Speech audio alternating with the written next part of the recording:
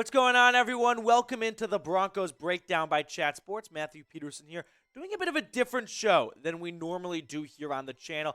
We're just going to zero in on one subject, and that is this guy, Russell Wilson.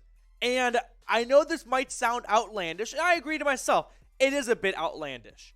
But I do think there might be some truth to the idea of shutting Russell Wilson down for the rest of the season. Today's video, I'm going to explore that idea, tossed around, and honestly, I think it's got some legs to it. It might sound crazy right now. Stick with me.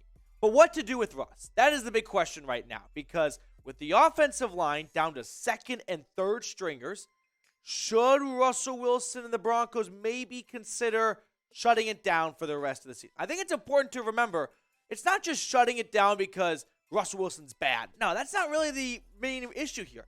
It's that Russ is playing with a strained / partially torn lat, and he's also got a bad hamstring that was somewhat partially torn. That's somewhat rumored to be the case.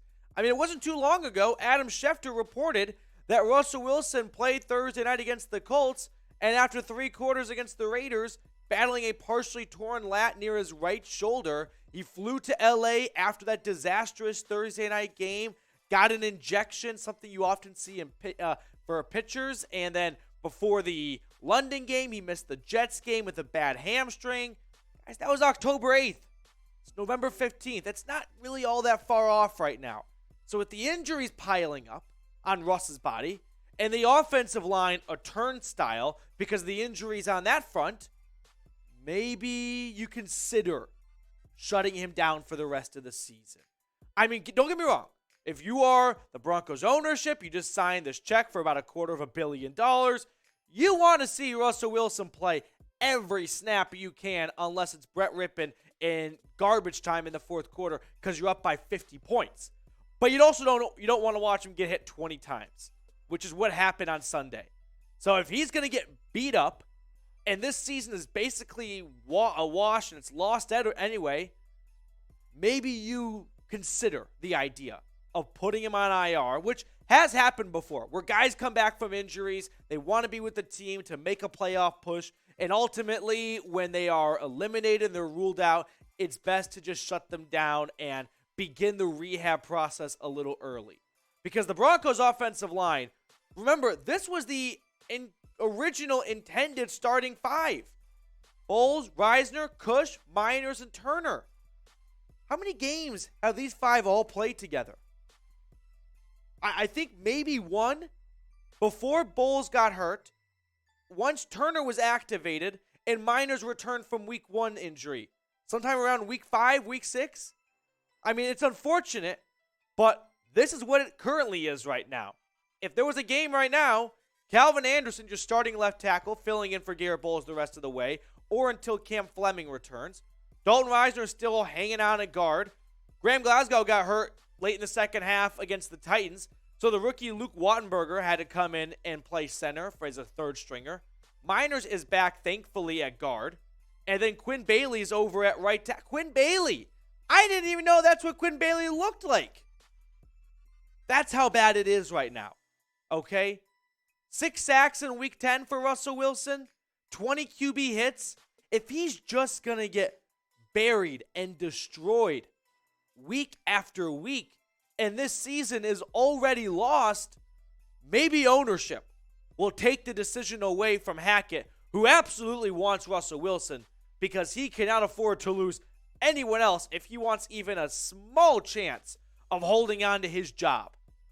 Now, this is the pinned comment on today's show, and I really want everyone watching to let me know what they think. Should the Broncos shut down Russell Wilson? Yes or no? It might sound a little dumb, and it might sound like you're going 1,000 miles back because things could, it's already bad, but losing Russ feels like it would be 10 times worse, even though I really struggle to think the offense could get that much worse. You don't like the idea of also losing your starting quarterback who you just traded heaven and earth for midway through the year because you're somewhat throwing the towel in on the season. And I know that's cowardly and that's not what you want. And it's lame and it's soft football. But ownership, they're not liking the product on the field.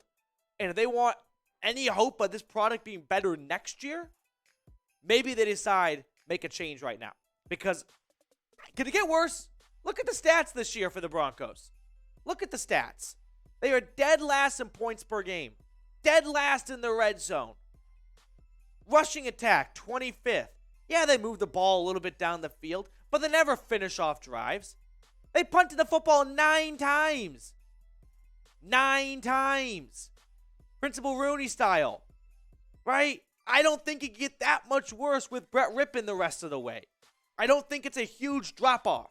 Brett Rippon, if you remember, had one start this season against the Jets when Russell Wilson's hamstring prohibited from playing. 225 yards. He had a bad late interception that somewhat, I wouldn't say sealed the game, but was a real blow to an offense that struggled to move the ball whatsoever.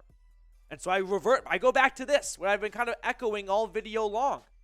Maybe ownership, which is very upset with the near $5 billion investment they've made, decides to cut their losses, fire Hackett, and get Russell Wilson healthy for 2023. Sort of punt on the rest of the season that's already lost in their eyes, which I know we don't want to hear because we're going to watch every game and we would like to see hopefully this team show some fight. But ownership might decide, well, we're done with this clown called Nathaniel Hackett, so he's going to get fired either today, tomorrow, or at the end of the season at the very latest. We did sink our teeth into Russell Wilson. He's not going anywhere. So if we want this investment, this $4.5 billion investment of ours, to pay off long term, might it be wise for us to shut down Russ for the rest of this season, have him rehab, get ready, come back healthy, better than ever for 2023? I think the idea has some merit to it. It's not what we want to hear, but I don't think we can just dismiss it. Now, we're going to talk about this more, and I'll show you guys some stats that might catch your eye, actually. But first, we've got a brand new product to share with you guys coming to you guys from Fanatics. It's cold out there. It's chilly. And so if you want to rock an awesome Broncos hoodie, I think it's pretty cool. I don't know. Maybe it's a bad take. Producer Nick Roloff, he's not crazy about this one. I like it. I think he's also a closet Raiders fan, so it tells you what kind of taste he has. Go to chatsports.com/Broncos hoodie. I've got that link for everyone in the comments and the description of today's show. And get this awesome hoodie for yourself or a loved one. And with the holiday season coming around the corner, this thing on sale is going to go fast, and you're going to want to get one so you're not doing some last-minute Christmas or holiday shopping. All right, going back to some stats like I promised. Russell Wilson this year, just looking at the numbers. Completion percentage, sub 60. Yards, midway through the season, sub 2,000. 7 touchdowns, 5 interceptions. These are the numbers you see from a rookie that you probably tossed into the starting role too early, and you just hope to get some development going for year 2 and 3. The issue is, this is Russell Wilson's 11th season in the NFL. In fact, if you look at Russell Wilson's projected stats on the left and compare that to the right, where that's his career ranking, take his stats for this year through 10 weeks at this point and stretch them out over the course of the entire season, his 57.4 completion percentage is on pace to be dead last in his career. Yards, bottom half at 6. 13 touchdowns, dead last. Interceptions at 9. That's tied for 7th. QB rating, south of 82, dead last. 3 categories. He is on pace to have the worst statistical season of his entire NFL career. I don't really know what you're going to be missing from Russell Wilson if you do decide to shut him down. Maybe you miss 1 or 2 field goal attempts that McManus probably goes 50% on. I just don't think I don't think it's as bad as an idea or bad as a thought as it seems on the surface. Now, in yesterday's video, we had this on screen, and I want to give you guys a quick update. If you want George Paton to fire Nathaniel Hackett, subscribe and type me in the comments section, and I'll include your name on a handwritten letter I will write to George Paton. This is sort of the last call before I go home tonight, get my stationery out, and whip it out. So I've already had a lot of people type me in the comments section. I'll show on screen everyone that has done so thus far, and in case I missed you, good time to get in the comments once again and remind me, because I am not perfect. But I've got everyone on screen right here, dialed in, locked in ink, on a letter going to George Paton to say, fire this. The guy called, Nathaniel Hackett. Let me just go on a quick rant right here. while we throw some names on screen and rotate them around, Nick. Nathaniel Hackett preaches accountability. Preaches accountability. Keep yourself accountable, right? He's a teddy bear of a coach. He benches Melvin Gordon only to reinstate him as a starter. There is no fear in this locker room that if I don't have a good game, I might lose my starting job. That starts from the head coach. That starts from the culture he has built. And I get it. It was fun when Fangio left and Hackett came and played some music at practice. It was a change of pace. But you know what? It's not fun anymore. So Hackett, you can't hack it. That's the simple truth right there. All right, so those are all the names we've got going to Denver right now for George Paton to fire Nathaniel Hackett.